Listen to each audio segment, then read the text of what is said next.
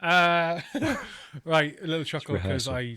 we were talking there for 5 minutes and the microphones weren't on. Anyway, if you are watching or listening to this episode after the recording date, which you probably are, then you know that the questions I'm about to ask Tom have been submitted by H-Hour patrons, and they are also have the ability, depending on which tier you are, they are to watch this live streaming and submit questions for the guest live while it's being recorded. So if you want to become a patron and be able to do that, and also if you want to see future guest lists, the future guest list, then become a patron of the podcast. It costs as little as £3.50 a month. It's absolutely nothing. And check out the tiers, and you can basically select which tier you want to get the perks you want.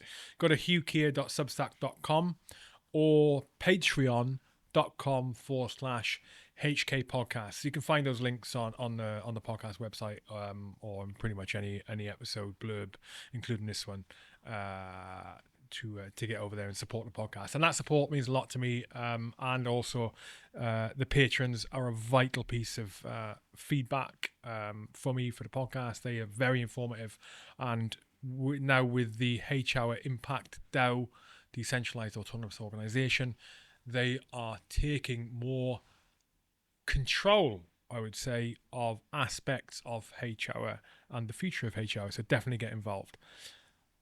That's enough of that. Tom Martienssen, welcome back to H-Hour. Thanks. Thanks again. Okay, right.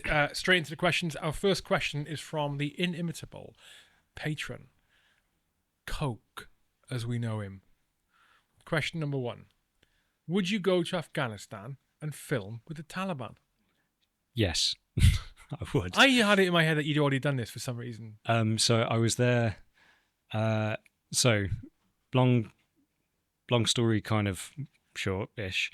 So I went back to Afghanistan with the BBC as a journalist and filmed with some of the interpreters who were being who had lost jobs in the British and American militaries and were being hunted by the Taliban or by its affiliates.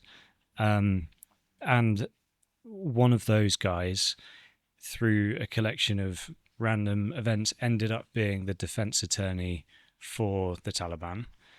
And I stayed in touch with him over a long period of time.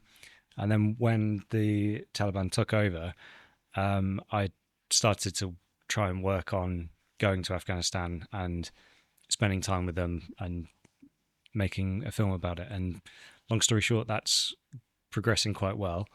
And so far, I have like an invitation that I'm just trying to formalize to go and do exactly that. So spend time with the Taliban and the Haqqanis. That is interesting. So I was there a month ago on a different project that hasn't been released yet, so I'm not allowed to really talk about. But it's nothing to do with the Taliban or any of the war. It's kind of a nature thing. So I was there, last month. It was great. It's the danger is very different now. It's not a kind of bombs and bullets kind of danger, or it used to be that if you were like when I was there with the BBC, you'd be driving around, and if you accidentally ran into a checkpoint that was run by the Taliban or one of the other groups, then things could go pretty badly pretty quickly. That all of that has now gone. It's much safer than it ever was.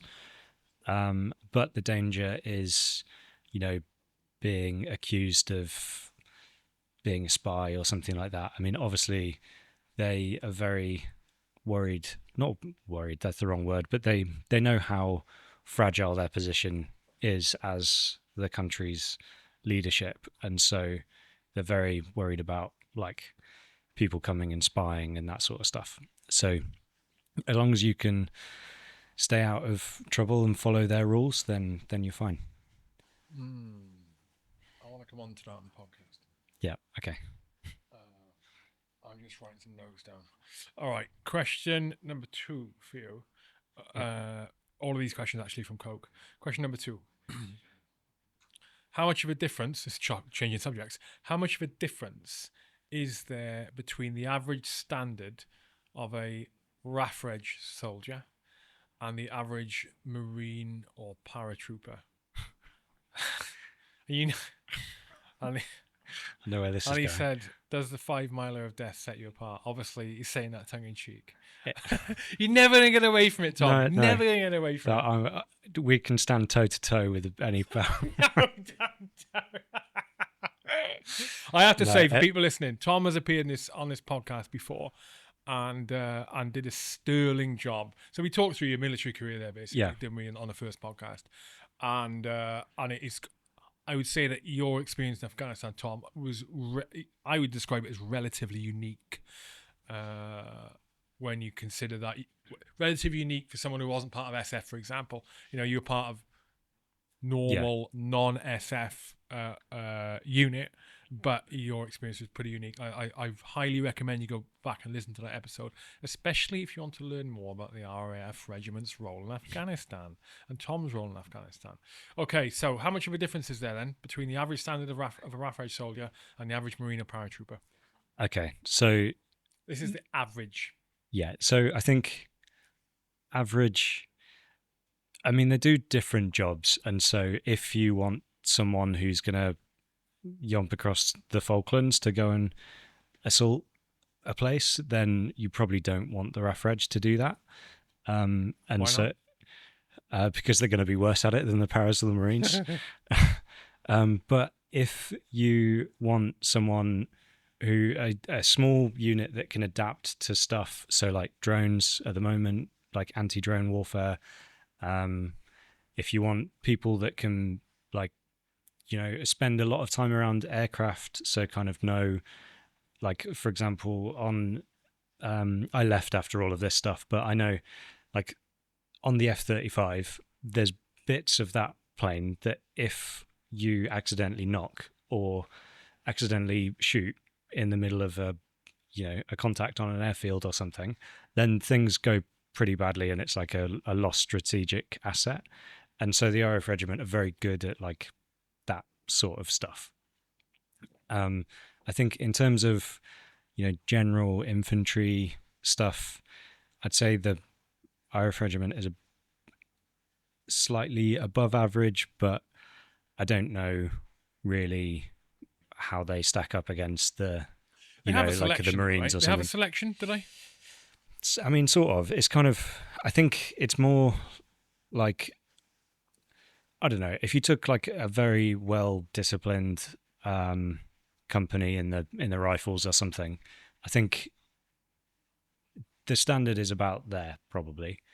But the RAF Regiment's also different in that people have different roles in the unit. So, the Royal Signals will obviously complement an army unit.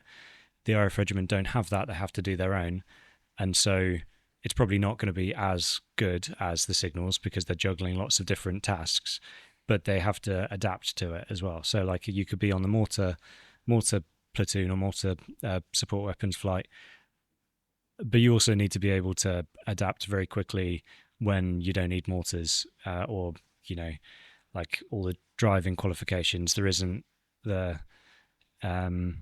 you don't have a bigger unit around you to do all of that stuff. You have to do it all yourself. And also, I think the RAF Regiment changes roles quite quickly. So they had the CBRN role for a while. Now they're doing a lot of counter-drone stuff. They had obviously the JTAC stuff. So I think average to average in terms of infantry skills, a Marine or Para is probably going to be better because that's their bread and butter. But if you need a kind of unit that is not going to be like tip of the spear jumping in and out of trenches, but you need something that can kind of just mold into a situation, the RAF Regiment's pretty good at that, I'd say. But I'm not going to say that, the average RAF Regiment guy can stick 30 kilograms on their back and walk 35 miles because I don't think they can. Toe to toe, mate. Toe to toe. Yeah. You handled that question well. That was tricky. Question number 3. Hang on. How'd you rehearse for that question? It was very well put together. No, but In fact, you can't have rehearsed for it. You didn't know the question was No, coming, did you? no. I think it's it's tricky because like I'm proud of what the RAF Regiment does and who they are, and like I'm gonna stick up for my mates, but I'm also like A I've realist. seen I'm a realist. I've seen what other units do and how they work, and I'm not gonna sit here and say Question 3. Yeah. Again, from Coke. What would you tell someone considering suicide due to struggling with PTSD? Wow, that's a shift. Oh, Coke will throw these bombs Yeah. in there, yeah. No. Yeah, he doesn't fuck about, mate. Yeah. Yeah. I'd have a beer with Coke. What would I say? He will take you up on the offer, by the way. Yeah, no, I'm genuine. I have a beer with anyone, apart from the Taliban. Have a tea with them. All right, give it time. Yeah, I mean, I would, that would just not beer with them. I'd definitely sit down Think about and like a spend Lucky time Saint with or something, or a Guinness Zero. Yeah, maybe. They wouldn't believe you, would they? They wouldn't believe you said alcohol. If I turned up to Afghanistan with that, you'd disappear. There wouldn't be a third podcast. Look, it says 0. Anyway, right. So so back onto the serious question. Yeah. What would you tell someone considering suicide? I'd tell them a few things. One is, there was a point with me in complex PTSD when I genuinely didn't think there was a way out of it, and lo and behold, there was. I think it's very easy to get, overwhelmed by things and think that, think that you're a burden and you're making everything difficult for everybody else and you just need to go away. But I think ultimately, if your goal is to go away, then go to Bali. Like, there's I think the boundaries of life, the fence that you think you're stuck inside is in your head.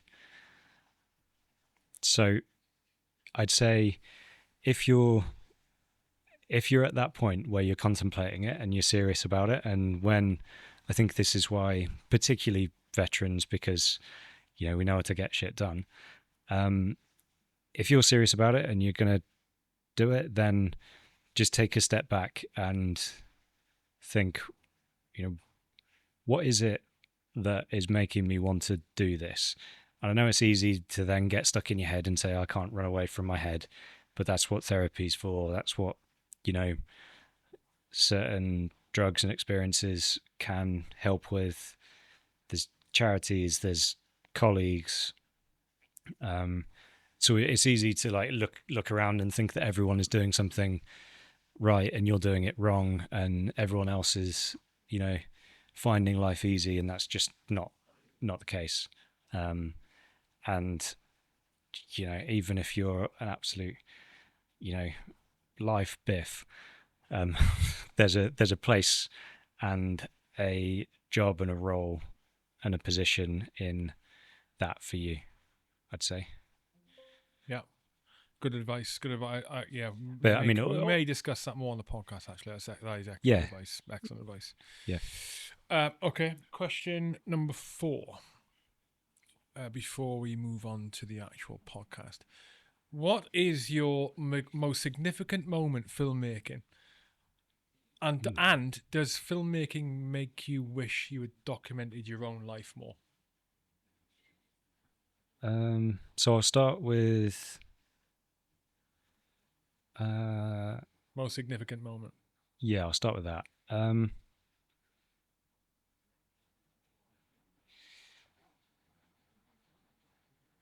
Was this Coke again, by chance? Was it what? Was this Coke again? Coke, yeah. Yeah. Coke, yeah. Why did you ask if it was Coke?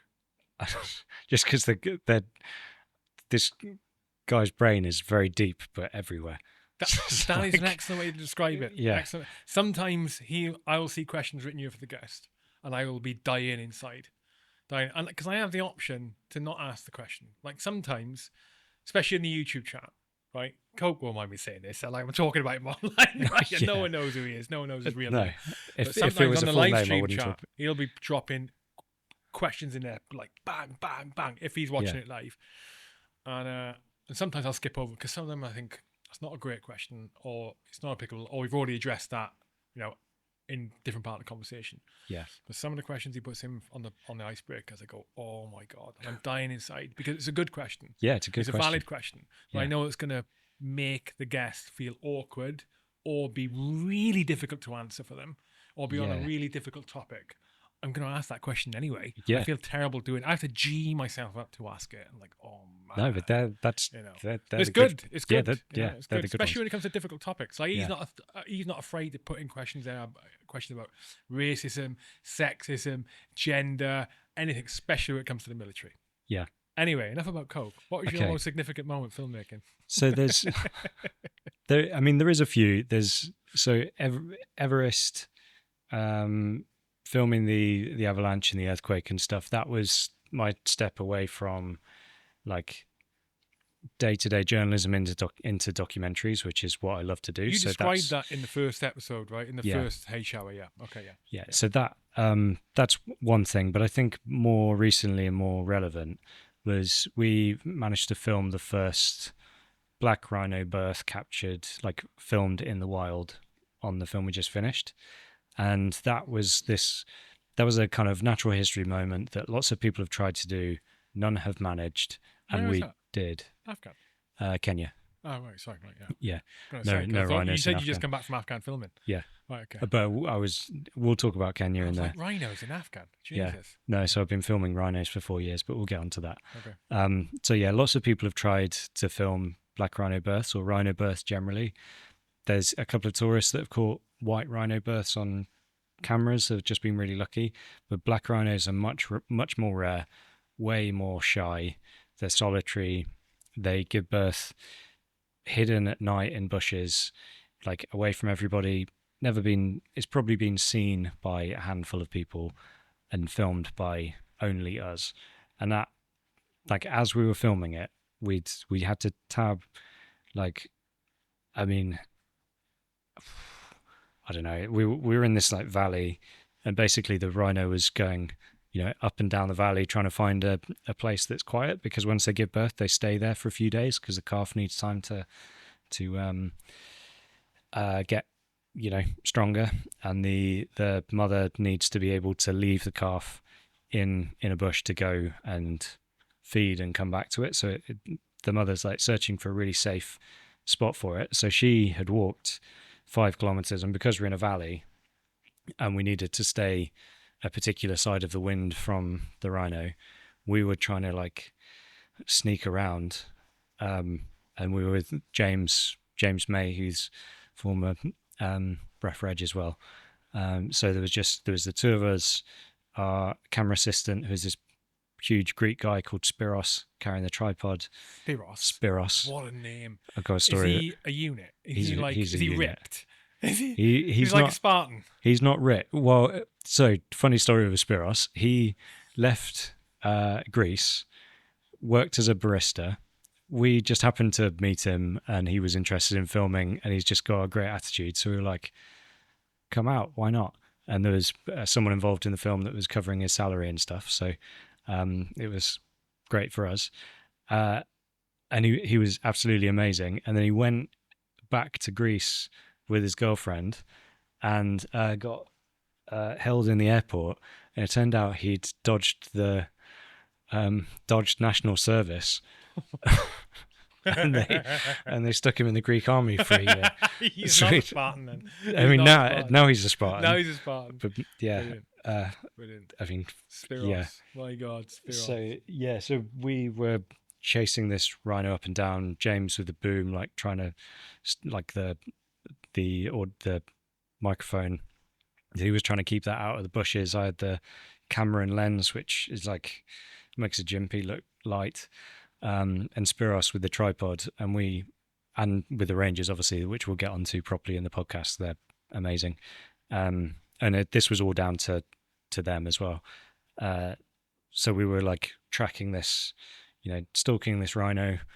And yeah, as soon as we filmed the birth, it was extremely stressful, but as soon as we filmed the birth and we had it like on the camera, I was like, holy shit. Because that's the moment you sort of legitimized yourself as a natural history film maker, because it's like, that's a true unique behavior that has never been observed. We showed the data to scientists, showed the footage to scientists, and they gained from it. And that is, well, the crucial bit is in the film, but it went from being like 3 months worth of work to a 12-second clip. But well, let's we'll talk more about that in the later. podcast. Definitely. Yeah. I want to hear that. I want to hear that story in detail. Yeah. That is the end of the icebreaker. So you get away with answering the last little bolt onto that question.